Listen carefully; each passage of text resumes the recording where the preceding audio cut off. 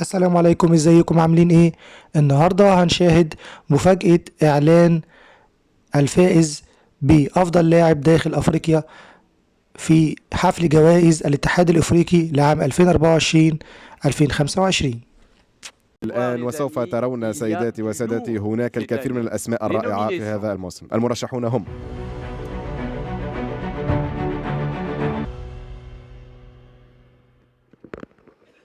Okay, so here we go to announce the winner. ومحمد زيدان. والمصري محمد زيدان توج مع منتخب مصر.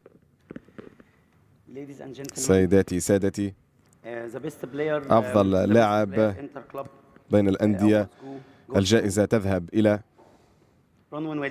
رونوين ويليامز. مرمى منتخب جنوب افريقيا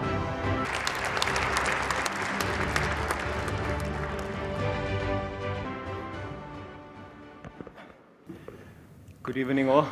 مساء الخير للجميع. سيد الرئيس، الحضور الكرام، هذه لحظة رائعة بالنسبة لي. شكرا للاتحاد الأفريقي، شكرا لكم. سندني عائلتي، أهلي، والداي، كذلك إخوتي، كذلك لأشكر كل المدربين الذين عملت معهم طوال مسيرتي.